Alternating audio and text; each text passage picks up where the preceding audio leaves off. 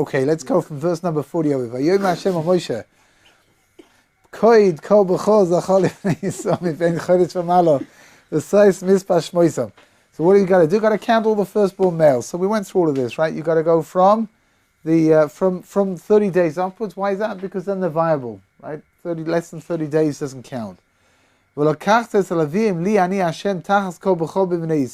where we're going to have this changeover, where the Levim are going to take the place of the eldest firstborn sons of the rest of the tribes. And there's going to be also a swap over of animals as well, which means that sometimes a firstborn animal also has a certain sense of kedusha, a certain sense of holiness about it. So it's also going to be swapped together with the animals of the Leviim. Vayivkov Moshe kasher tiva Hashem oises kol b'chol b'nei Yisrael. Vayichol b'chol zachol b'mispar shemois b'ben chodesh v'mala lefkudehem shnayim v'esim elef v'shloisha v'shivim u'masayim. So what have we got? We've got to make this swap over here. Now what's going to be the problem? The problem is going to be like this: that there are 22,273 firstborns. There are 22,000 Leviim. They're going to be 273 too many. Right? So here we have to see what we're going to do. Vayidam Hashem Moshe lemor kaches Leviim tachas kol b'chol b'nei Yisrael v'yes behemas haLeviim tachas behemtam v'hu li haLeviim ani Hashem v'es puduyei hashloisha v'shivim u'masayim ha'oitzvim al haLeviim b'chol b'nei Yisrael. What are we going to do with these 273 leftovers? What are we going to do with them? What's going to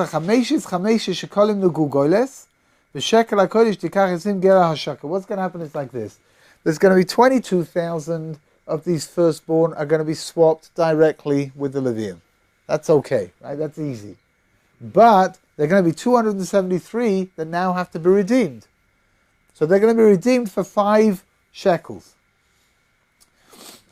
And they're going to have to give that money to Aaron and to his children, and that's how the redemption is going to take place, and that's pretty much the way that redemption takes place nowadays when you have the redemption of the firstborn, what's called the Pidyon Haben. How does the Pidyon Haben work? The Kohen comes... Huh? And they got to fast on it, yeah. How the... Let's read a tractate of Talmud. I'm always the first one to arrive too for breakfast. Good for you. So what's the idea? The idea is like this: that you bring the firstborn child to the Kohen, when he's 30 days old, and then you go through a little ceremony. It's a very beautiful ceremony. They swap. There's five silver coins that are given, and the child is given back to the parents. The question over here is, of course, as I'm sure you're all want to know, even though no one seems to have expressed any interest whatsoever, is who decides who gets to be what? Which means if you get swapped with a Levi, then it doesn't cost anything. But if you don't get swapped with a Levi, it's going to cost you 5 shekels. I'm talking about 5 silver shekels in those days, not 5 shekels that we walk around with over here, but something of a little bit more significant. So the question over here is, who is going to receive who's going to be chosen to swap, and who's going to be chosen to do it with money? So the way that it was done was quite simple. They wrote out 22,273 little pieces of paper, and 22,000 of them were empty, and 273 had written on them money, right? Chamisha shkolim, whatever it was, and they had a lot. You just went and you drew out a little piece of paper, and whatever was drawn out, that's what you had to do. Right, so if it didn't say anything at all, you were swapped with a Levi. If it said 5 shekels, so you had to cough up the money in order to be able to do that. Vayikach Moshe's kesef hapidyoim meisa oidfim al pduyei alevim meis b'chol b'nei Yisrael lakach akosef 56 u'shloish mois ve'elef b'shekel hakodesh. How much money is there? So we've got 1,365 shekels. Vayite Moshe's kesef hapduyim la'Aaron u'levonav al pi Hashem kasher tziva Hashem es Moshe. And that money is being given over to Aaron because it belongs to him. It's part of his in order to be able to, take care of this swap that's going to happen. The Pidyon Haben is a very beautiful ceremony. The baby is brought in on a silver platter, and it's normally bits and pieces of jewelry are placed on top of the baby as well in order to enhance the mitzvah. And there's a rather strange custom to place bits of sugar and bits of garlic around the baby as well, and to hand them out to the people that come to the ceremony. Right? Why is that? Where does it come from? Because there's an inyan of sharing the mitzvah around. Right? You take a little bit of sugar home with you, a little bit of garlic home with you. You can put that sugar or garlic into something you cook, and now it's as if the mitzvah is spreading out and being shared with all different kinds of other people are now going to have a part of that mitzvah as well. Rav Yaakov Kamenetsky asked a very interesting question. He says, why are we happy at a Pidyon Haben? Well, what's the idea? For the first 30 days that the baby is born, so that baby has a status of being holy, of maybe being in a different kind of a level of kedusha that other babies would have. And what do we do by the Pidyon Haben? What happens? The baby then is taken, that status is taken away, and the baby becomes a regular baby, right? So the level of kedusha, the level of holiness is taken away, and he's now reverts back to being just a regular kid. So ask Rav Yaakov Kamenetsky, why would we be happy? If the kid has been dedicated to holiness, then surely that should be something, if that holiness is taken away, then surely that's something which we should be not very happy about. And yet the truth is that a Pidyon Haben is a very happy, very joyous occasion. Like we mentioned yesterday, Pidyon Haben is not such a regular occurrence.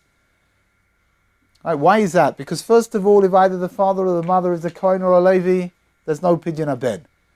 Right? If the firstborn child is a girl, there's no Pidyon Haben. There's no redemption. If the birth was not a natural birth, so for example, if there was a C-section, there's no Pidyon Haben. Right? If there was a miscarriage later on in the pregnancy before this child was born, there's no Pidyon Haben, which means that having a Pidyon Haben is not something which occurs very often, and it's a very very joyous affair. Says Rav Yaakov Kamenetsky, why would that be? So he says something very beautiful. He says like this. He says that Judaism, that I always tell everybody, no one ever believes me, but Judaism is the most realistic religion around. And then everything is taken into account. HaKadosh Baruch Hu does not want us to live like hermits in a state of secluded kedusha, in a state of secluded holiness and sanctity at the expense of living here in the physical world. Quite the opposite. What God wants us to do is to live in the physical world and to elevate the physicality and turn it into something which has got a spiritual dimension. That's why, you may have noticed, but the Jewish year it's got a lot of physicality attached to it, right? With the exception of Yom Kippur, every festival has got a lot of food around it. Baruch Hashem, right? It's a very physical dimension. Shabbos, which is the holiest day of the week, when you stop and think about it, has got an awful lot of physicality. We eat more than we would normally eat. We sleep more than we would normally sleep. What are we doing? We're taking the physical, this beautiful physical world that HaKadosh Baruch Hu gave us, and we're elevating it and we're turning it into a spiritual experience. So for example, on Shabbos, we don't just eat, we don't just sleep, but when we eat, for example, everything is elevated. We make Kiddush first, we sing Zmiras, we speak Divrei Torah, we speak words of Torah, and then all of a sudden the meal is not just a meal, but rather it's a meal which has got a great big dimension of spirituality inside of it, and that's how we're going to elevate what we're doing. I've mentioned in the past, the Hasidim have a very beautiful custom on Shabbos, that before they eat each course, they'll take the first spoon of soup, and they'll say the words Lechavod Shabbos Kodesh, which means in the honor of Shabbos, in the honor of the Holy Shabbos. What are they doing? They're literally dedicating their physical eating of whatever it is, the gefilte fish or the soup or the chicken. They're dedicating it to Shabbos. I'm not doing this just because I'm hungry, but I'm doing this because I want to turn this into a Shabbos experience. And that's really what Judaism represents. Judaism represents the idea. Most other religions in the world, what do they teach? They teach something very logical, which is if you want to be more spiritual, you've got to be less physical. If you're going to be more physical, then you've got to be less spiritual, because that's the way that it goes. That's the way it seems to go. That's natural. Yeah. And yet, here, Judaism is teaching not like that. Judaism is teaching that within the physicality, we can become more spiritual. Rabbi, what point does the miscarriage avoid the pidyon of it? I was going to look it up, right? And I forgot. But I have a funny feeling that it's after 40. If it's after 40 days, then miscarriage after 40 days, then it becomes a problem. But you know what? Let me check into it. Bleeding, I can't. I don't want to commit myself to that one right now. You hear the idea? It's a fascinating idea. So, what about Yom Kippur? So Yom Kippur, of course, is the opposite of that. What do we do in Yom Kippur? We distance ourselves from the physicality. We don't eat, we don't drink, we don't wear leather shoes. We stay in shul all day, do a lot of praying. Right? That's interesting. One of the Hasidic Rebbes once said a very, very pithy remark. He said it's a lot easier to fast the Shem Shemaim. What does it mean, the Shem Shemaim? Altruistically, it's a lot easier to fast altruistically than it is to eat altruistically. Yeah. Which means going to shul on Yom Kippur and being righteous and radiating a sense of holiness. Well, I would hope that that's what we're all capable of doing. It is the holiest day of the year, and we very much have nothing to do with the physical world around us. So if you're not being physical, what else is there to do except for be spiritual?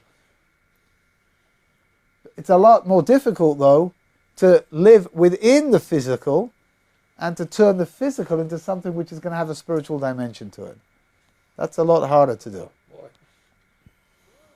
Pidyon Haben, in a certain way, the Pidyon Haben is coming to define that dimension. It's coming to teach us that HaKadosh Baruch Hu does not want to live. He doesn't want us to live as hermits in some kind of secluded spirituality, but rather He wants us to be out there in the physical world, enjoying the physical world, and elevating it as well. There are two different Talmuds. There's a Babylonian Talmud and a Jerusalem Talmud. In the Talmud Yerushalmi, at the end of Kiddushin, there's a very famous piece of Gemara over there. It says that Lauffer, in the future, every person's going to have to give a din v'cheshbon. Everyone going to have to give an accounting to God about why they didn't partake of the pleasures of the world. Kosher pleasures. Right? That's understood, no? Okay, I guess it's not understood. So here, let me just stress that again. Kosher pleasures, right? But it's a very interesting Gemara. The Gemara is saying like this, that a person at the age, when they get upstairs and they've got to go over everything they did in their life, HaKadosh Baruch Hu, God is going to want to know why there were certain pleasures in the world they didn't partake of. Explain. So one of the classic commentaries on the Gemara, the Pnei Moshe, says like this, that, what's the idea? The idea is that most pleasures that we have here in this physical world require a blessing. Yeah. You want to have something to eat. You make a blessing over it, right? Lots of different. You want to smell something delightful, so you make a blessing over it. So it says, what's the idea? That a person who doesn't partake of that particular thing is avoiding the potential of revealing a little bit more of God's majesty here in the world. Every time a blessing is made, so we are revealing a little bit more of that majesty, and hopefully when enough blessings have been made properly, then HaKadosh Baruch Hu will reveal His majesty to everybody. Yeah. Does that mean then that it's really our responsibility to be aware of these brachas when the opportunity arises? You have to know, right? So yeah, I think so. Right? We can't delegate it. Could you delegate your bracha recitals? Yeah. The truth is like this, that as you know, right? For example, somebody can make kiddush for you. Somebody can take care of your obligations, certain obligations, but there are certain obligations they can't. And brachas which you have to recite are brachas that you have to recite. You can't, for example, a person goes to the bathroom and when they come out they have to make a bracha, right? Somebody else can't make that bracha for you. That's your bracha. A person, I think you're right, a person needs to be familiar with blessings, bless you. A person needs to be familiar with blessings in order to know when blessings are required, which blessings, and when to recite them. There's a very famous story they tell about Rav Shamshon Raphael Hirsch.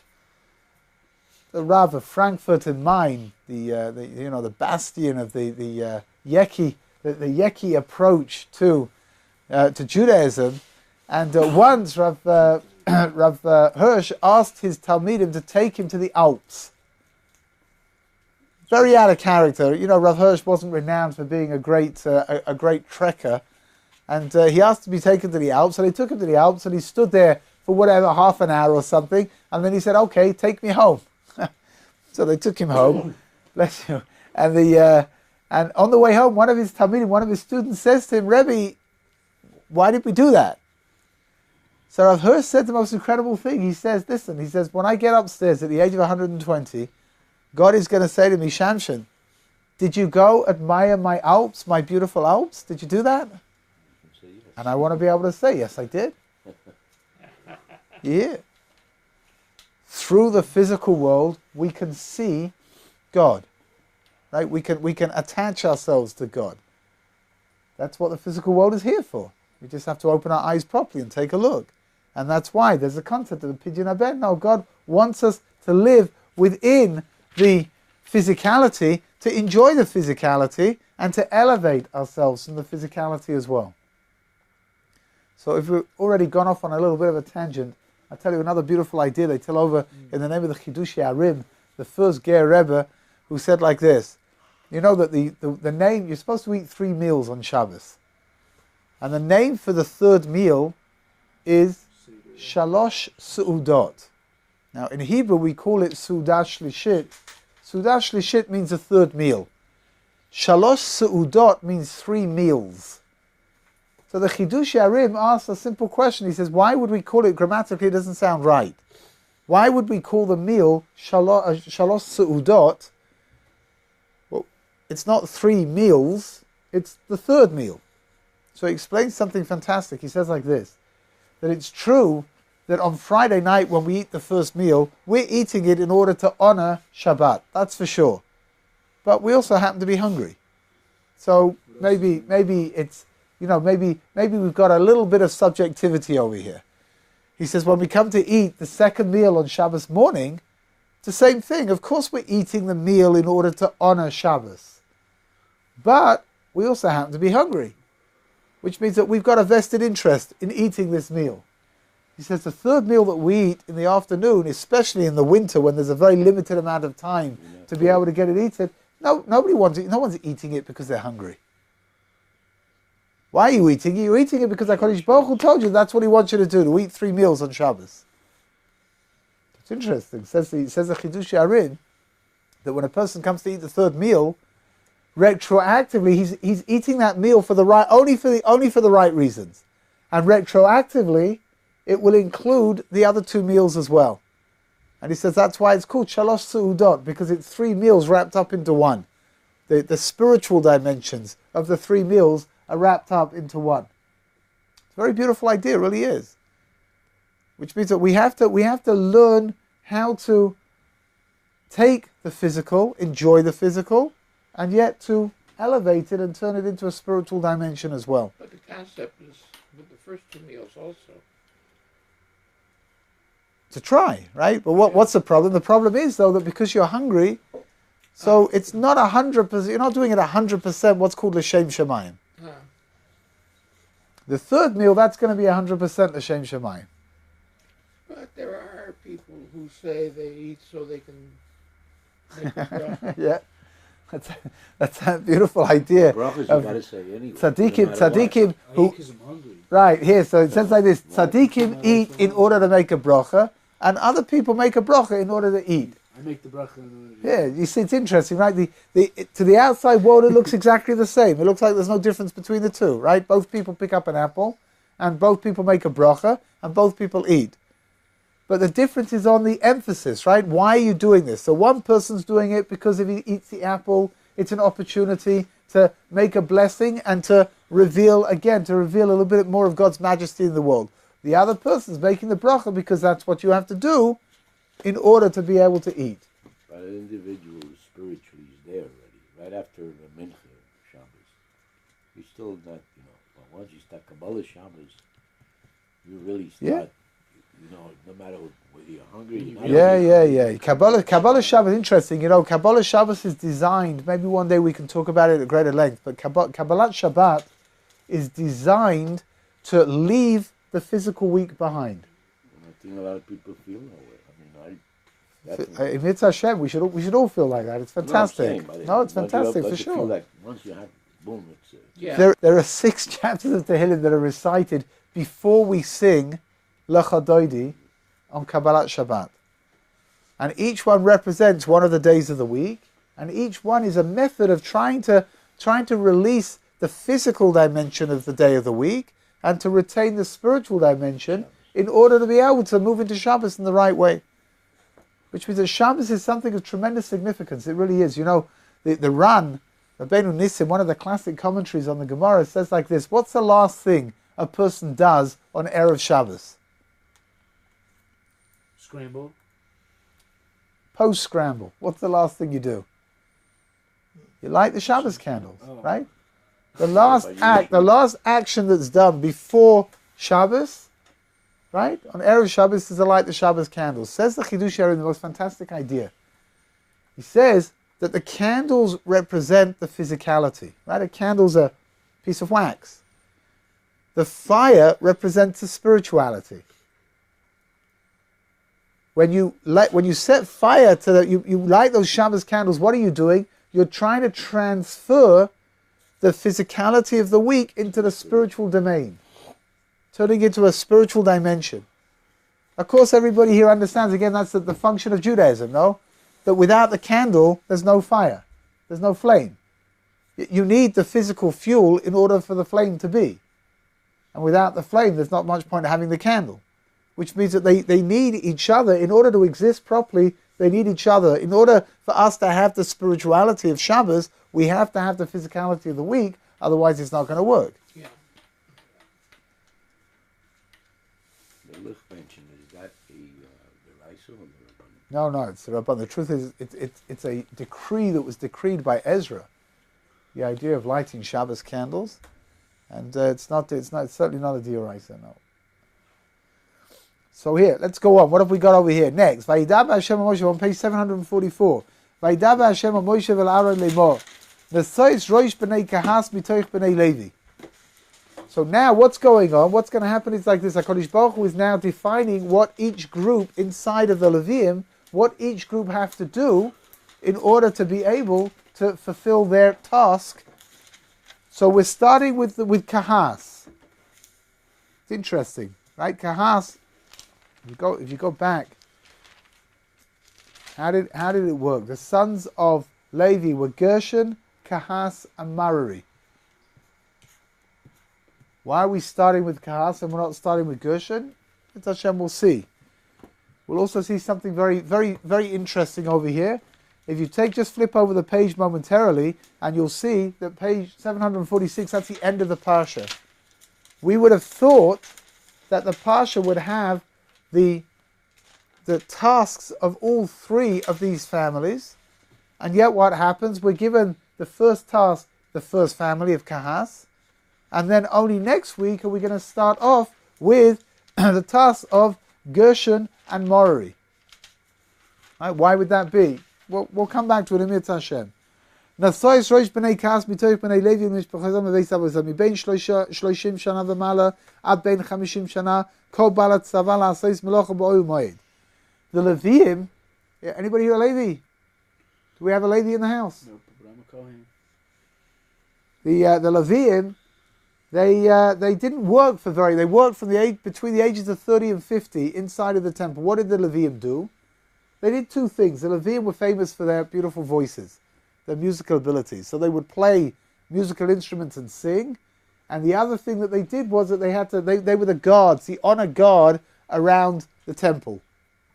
The Gemara asks, why would HaKadosh Baruch Hu want an honor guard? Why would HaKadosh Baruch Hu need guards? God guards us. So it says that it's just an honor thing. That's all it is. Right? All kings have their own, have their honor guards. I don't know if you've ever been to a palace, around the world. Go to Buckingham Palace, and you'll see that there's always soldiers outside. What do you need them for today with the advent of CCTV and sensors and all kinds of things? Who need, you don't need that. You don't need them there anymore. They're not doing anything. But they're there in order to give honor, in order to give prestige to the monarchy. The Levium were giving prestige to the monarchy of God. That was their function. They didn't work. They only worked for 20 years, right, between the ages of 30 and 50, and then after that they went into retirement. Those avodas b'nei kas b'ol moyed. What did they do? The b'nei kahat. What did they have to do? What was their task?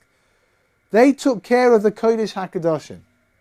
Uva Aaron Uvanav b'ntzah machne v'oyidu es paroiches hamasach v'chisu ba'es Aaron ha'idus.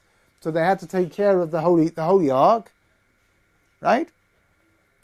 V'nosnu alav kisui or tacha shepasu beged kilil tcheles milamala v'samu badav. What's the problem? The problem was that the ark, when it was taken out from inside of the Holy of Holies, was not allowed to be seen. So it had to be covered up in a very specific way. They had to cover it with various different coverings in order to make sure that people wouldn't see it. And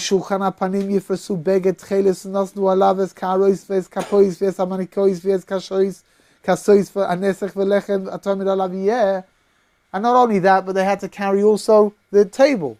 What was on the table? We spoke about it the other day. Who remembers what was on the table? Showbread? The showbreads, right? All of that was covered up, and all of that had to be taken, carried along. Interesting, if you remember the way that the vessels looked. So the aron and the showbreads and the altar, they all had staves on each side, and that's how they were supposed to pick them up and walk with them. ופסו עליהם בגד תפילה השני וכיסו איזה במכסי או תחת ששמו את בדיו ולקחו בגד תחילס וכיסו את מנורס המאור ויש נרוסה ויש מלככה ויש מחתויסיה ויש כל כלי שמנמה שישרסו לו בהם. What else did they have to take? The menorah. So the menorah had to be covered up as well, and the menorah was going to be carried along with everything else. ונסנו עשו ויש כל כלי ויש מכסי או תחש ונסנו על המוית. Val mizbach hazav. What about the golden altar? Yifrasu beged cheles v'chiso yisoi b'michsei o tochash v'samu es badav. It's going to be covered up and it's going to be taken. V'lakhu es kol klei ashoris asher yishasu bam v'kodesh v'nasnu al beged cheles v'chiso yisoi b'michsei o tochash v'nasnu al amoit. A lot of tcheles over here. What is tcheles? Tcheles is a certain kind of a color. I guess turquoise, maybe? Yeah. It's a sort of like a pale blue, palish green. It's an interesting color. It's a very royal color. And it's being used over here the whole time. What was the function of the tcheles? The Mishnah says that HaKadosh Baruch Hu gave us tcheles in order for us to remember not to sin. There's a word association, right? In the olden days, they had tcheles on the tzitzit. Today, some people have it still, but it's not something which is so common. What was the function of the tchelet on the tzitzis? So it says in the Mishnah, it says a very interesting thing, that a person would look at his tzitzis and he would see the blue thread, and he would say, blue, ooh, sea, the sea is blue. And then he would say, ooh, the sky is blue. And then he would say, oh, hold on a second, God's throne is blue. It was made out of sapphire, God's throne. And they say, oh, God, maybe I shouldn't do this. I don't know, when you people are, not you people, I'm sure you don't sin. But when somebody's in the process of sinning, you ever seen anybody sit down? It's like word association, blue, right? Okay, blue, sea, sky, sapphire, sapphire. God's throne. Oh, God. Oh, maybe I shouldn't do this. I don't know. It sounds a little contrived, no? No, not to you. Okay, good. What the sages are teaching us is that you need to stop and think. That's all. It doesn't matter how you do it. It's just a method, like a visual aid to remind you of the fact that you're attached to God. And if you're attached to God, you shouldn't do what you're supposed to be doing. There's a lot of tchelet over here to remind everybody that we are the chosen nation. We're the people of God, and therefore we've got to behave in a certain way.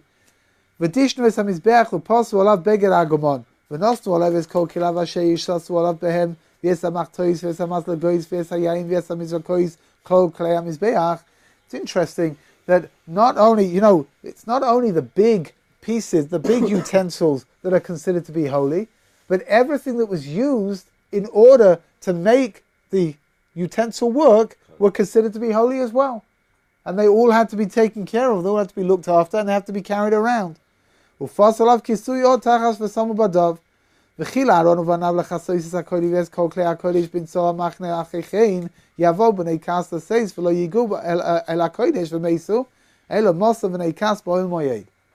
Kohanim, because these things were so holy, the Kohanim were the ones that covered them up, and only once they were covered did Kahat, the family of Kahat, come to take them and carry them around.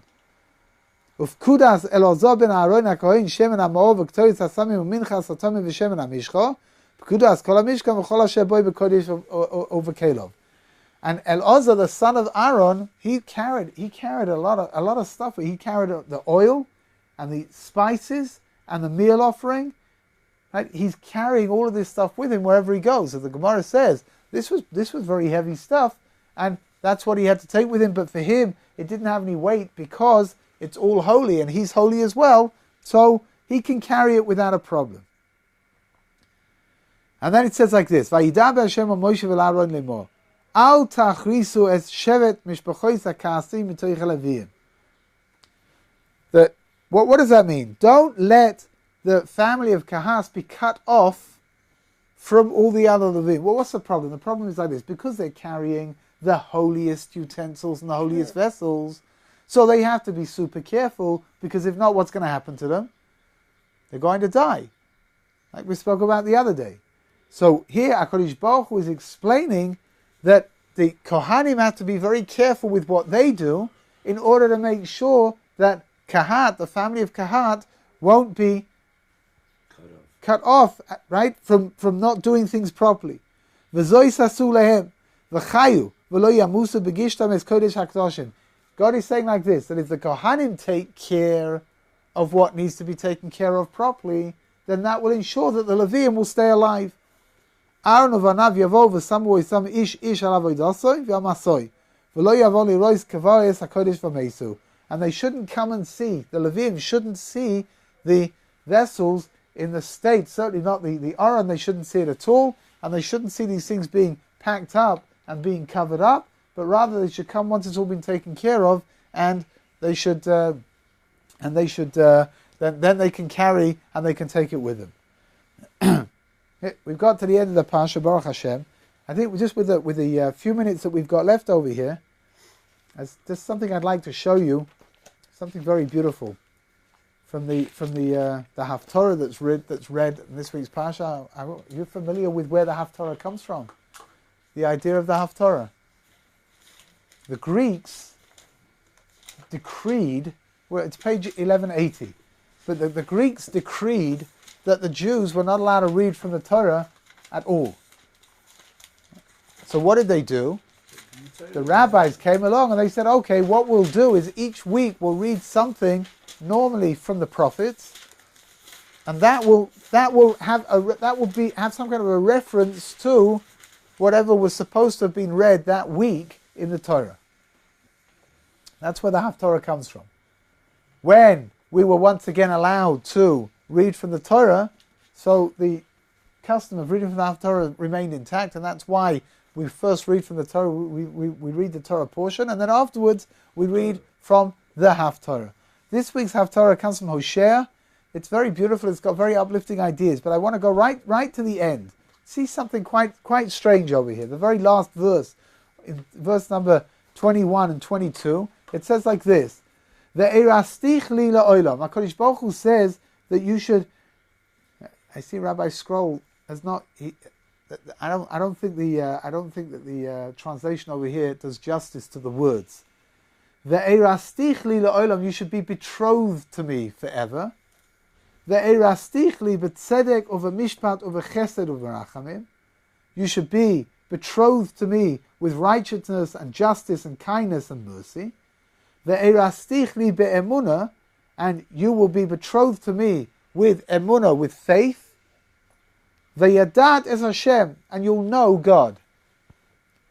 So the Mefarshim are struck over here. You know, there are two different moments inside of marriage. There is what's called erusin and kiddushin. Erusin is betrothal. Now, I guess the equivalent today would be an engagement, but it's something much more significant than that. It's got a very significant halachic dimension to it, which means that after the erusin, the couple, to all intents and purposes, are married. They just cannot live together as a husband and wife until they stand under the chuppah. That's the kiddushin. In the olden days, there was normally a year between the two. Or up to a year anyway, in order to get themselves ready. The question over here is that a person only becomes betrothed in order to get married, right? You don't become engaged in order to remain in a state of engagement. What's the point of getting engaged? I mean, aside from the presents, right? It's to get married. So why does the prophet Hosea use this language of ve'erastichli le'olam, ve'erastichli b'tzedek u'v'mishpat u'v'chesed u'v'rachamim, ve'erastichli be'emunah? Surely it should use the lashon of kiddushin. It should say v'kidshuli le'olam, v'kidshuli b'tzedek u'v'mishpat u'v'chesed u'v'rachamim, v'kidshuli be'emunah. Surely that makes more sense, no? The whole point of being engaged is in order to do what? In order to get married, not to stay in a state of engagement. More than that, just to make the question a little bit more acute. For those of you that put on tefillin in the morning, so you'll be familiar with these words, because these are the verses that we recite when we've finished putting on the tefillin shel yad and the tefillin shel rosh, and we're just sorting out the bottom piece of the hand, right? The shin and the dalad that sits on the hand. Those are the verses that we recite. When we put on tefillin, we are betrothing ourselves to God. What's the idea? What on earth is going on over here? So I heard once the most beautiful idea. One my Rosh Kollel told me like this. Something fantastic. It's true that when we get engaged only in order to get married. But there's something very, very special about the engagement period which may not happen inside of the marriage. And that is the engagement period is a continual state of growth together. Yeah. You're getting to know each other. When you're together, when you're apart, each day is another day. You're growing, you're reaching towards your goal, you want to get to where you want to get to. And inside of the betrothal period is this incredible sense of excitement, an incredible sense of anticipation. Once a couple gets married, so it's true after they get married at the beginning, it's still there. But after they become comfortable with themselves, so the feelings lessen off a little bit. And you reach a good, healthy marriage. You're comfortable with each other. You're in love with each other. But it doesn't have that sense of anticipation anymore. The prophet Hosea is teaching us like this, that in our relationship with HaKadosh Baruch Hu, in the way that when we build up our connection with God, we should never reach a state where we're so comfortable with God that we're not really growing anymore. You hear the idea? What do we say? We should remain in a state of erusin forever. Because that state of erusin, in that state of being connected together with God in a state of excitement and passion and anticipation, that's something which really needs to define how we relate to God and how we relate to our mitzvah observance and the way that we daven and everything that we do. I think it's a very, very beautiful idea. An idea that's bringing us towards Shavuos. It's interesting, this year is not a normal year, because under normal circumstances Shavuos falls out between Bamidbar and Nosai. Yeah. This year, because it's been a very long year, only because you're here, that's for sure. That's why it's odd, right? That's this why we year. had rain in Jerusalem this past month. Yeah. Lightning over the Temple Mount. For sure. I'm telling you, I'm bringing you here. You hear the idea though. It's a very interesting idea that normally Bamidbar is the Shabbos before Shavuos. Yeah. And it's interesting that the final words that we read in the Haftarah that are going to lead us into Shavuos are this idea Amen. Of that we should be in this state of passion and excitement together with God forever. Anybody who's not qualified is not allowed to come near these things. Which means if you're qualified, if you're a Kohen, or if you're a Levi that's been designated to deal with this particular thing, then presumably you're okay. But anybody else, it's going to be a problem. And even if you're designated to take one utensil and you've got to take another one instead, that's going to be a problem. Because you brought up the thing with David HaMelech, that's why I said that. Yeah. Lemari Mishpachas HaMachli, down at the bottom over here on page 740. What was their job? Ufkudas Mishmes B'nei Mari Kasheh Mishkan Bricha V'Amudah V'Adanav. They got the heavy work. They had to take, here, what are they called? The bars and the planks and the pillars and the sockets and utensils and everything. These were big, heavy things that had to be carried around. But why would anybody do this if you don't know if you're at the proper spiritual height that you won't be? I guess Pshat is like this. You know what? It's a good question. If you're being told that this is what you need to do, then presumably that means that right now that's where you're holding. Right now, if you want to make sure that you're going to be okay, then you've got to carry on holding on to your level. I don't know if you remember, but we spoke a little while ago, back in Sefer Shmois, we spoke about the idea of what was called the lechem aponim. Yeah. The showbread, the special breads that were made, they were baked every week, and there were 12 of them, right? Two rows of 6, and they sat on the table. And the Gemara says the most astonishing thing about the lechem aponim, that the lechem aponim remained fresh. It was 9 days old, this stuff, because it was baked on Erev Shabbos and it was eaten Shabbos afterwards. Right, so that's Friday, Shabbos, Sunday, Monday, Tuesday, Wednesday, Thursday, Friday, Shabbos. 9 days it's sitting over there, and say Chazal, say the sages like this. I think it's terrifying, I really do. They say like this, that the Kohanim, if you were righteous, then your piece of bread, you got a small piece of bread every week, your piece of bread would be nice and warm and fresh as if it just came out of the oven right now, even though it's 9 days old. It wasn't impressionable. Isn't the word, wasn't it impressionable? I don't know. Lechem haponim, lechem hapanim, your panim is your face. That's why in English it's translated into show bread. Yeah. Right? What was the show? Not because they brought the bread out and they showed it, which they did do, but because it showed what your spiritual level was. I think that's terrifying, no? Terrifying. You come on Shabbos to get your piece of bread, and what you're being given is a spiritual indicator of where you're holding. Boy, maybe it was crusty. Which means like this: if it's beautiful, fresh, and crusty, then that's wonderful. But what about if you come one Shabbos, you come and you get given a cold, dense piece of 9-day-old bread? What does that mean? Say I'm double parked. That means that your spiritual state is no good. How is that? Seriously, how is that for a motivator? Everybody's watching, right? Everybody's getting this stuff at the same time, right? So you've got one or two alternatives, right? One alternative is to work on yourself all week to make sure that you stay on the right spiritual level so that you can get a hot piece of bread, right? The other alternative is that when you go there the next Shabbos and you get this cold, horrible thing, is that you get a hold of it and you go,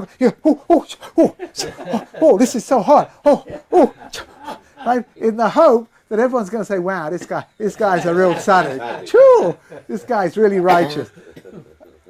I don't know, I think here, that you've been given a designation over here, right? You've been given something that you've got to look after, and you've been given that because you're able to look after it, and you've got to hold on to that status, because if you don't, you could be causing all kinds of problems for yourself. It's dangerous stuff. That's for sure, right? That's for sure. Let's flip over the page. Maybe we'll end with this for today, maybe. Verse number 39. Kol pkudei alavim asher pakad Moshe va'Aaron al pi Hashem lemishpachosam kol zachar ben chodesh v'mala shnayim ve'esrim olef. 22,000 Jews. That's what there are. 22,000 Levium. That's what there are. And we're going to see, because there's going to be a problem over here trying to factor in the math with the amount of with the amount of firstborns and the amount of Levium, and it doesn't exactly shtim, it doesn't exactly fit together. So we'll see in Mitzvah Hashem tomorrow. We'll see there's a whole calculation that needs to be done in order to make this happen.